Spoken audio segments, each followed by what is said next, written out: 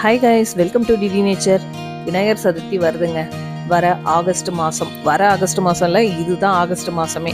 So வருகிற 27ஆம் தேதி 8ஆம் மாதம் 2025 புதன்கிழமை, ஆவணி மாதம் 11ஆம் தேதி. ஸோ விநாயகர் சதுர்த்தி வருது.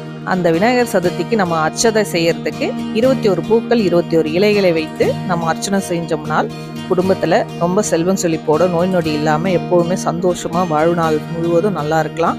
ஸோ இதை பற்றி நான் ஆல்ரெடி வீடியோவில் உங்களுக்கு ரியலாகவே நம்ம 21 பூக்களும் சரி 21 இலைகளை பற்றியும் நான் உங்களுக்கு வீடியோவை அப்லோட் பண்ணியிருப்பேன். அந்த வீடியோ செக் பண்ணி பாருங்கள். இந்த 2025 நான் வீடியோவாக எடுக்கலை. ஸோ நான் இந்த வருஷம் விநாயகர் சதுர்த்தி கும்பிட முடியாது அப்படின்ற ஒரு ரீசனுக்காக நான் இமேஜாகவே உங்களுக்கு அப்டேட் பண்ணியிருக்கேன் இந்த வீடியோவில், ஒரு ஷார்ட்ஸ் மாதிரி. ஸோ இந்த இமேஜை பார்த்து நீங்கள் 21 இலைகளும் 21 பூக்களும் அர்ச்சனை செய்யுங்க விநாயகர் சதுர்த்திக்கு. குடும்பத்தில் எப்பொழுதுமே எல்லாரும் சந்தோஷமாக இருங்க. எல்லாருமா சேர்ந்து விநாயகர் சதுர்த்திக்கு இந்த பூக்களையும் இலைகளையும் அர்ச்சனை செய்தால் ரொம்ப நல்லதுங்க.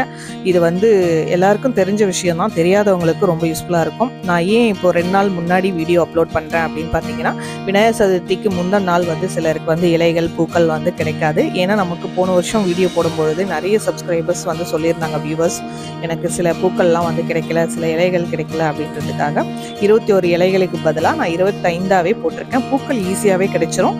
இலைகளே நான் 25 போட்டிருக்கேன். உங்களுக்கு கிடைச்ச 25மே யூஸ் பண்ணுங்கள். இல்லைன்னா 21 இலைகளை வைத்து அர்ச்சனை செய்கிறது ரொம்பவே விசேஷங்க. ரொம்ப ஈஸியாக கிடைக்கும். சிலது கிடைக்க ரொம்ப அபூர்வமாக இருக்கும். இந்த தவனம், மறிக்குழந்து இதெல்லாம் பூக்காரங்க கிட்ட சொன்னோம்னாலே நம்மளுக்கு எடுத்துகிட்டு கொடுத்துருவாங்க. தாமரை பூவுமே அதுபடி தான். ஸோ நமக்கு கணக்கு வரிசையாக நமக்கு வேணும் பூக்கள் அப்படின்னா பூ வாங்குற இடத்துல நீங்கள் சொல்லி வச்சுட்டு அவங்களே கொடுத்துருவாங்க.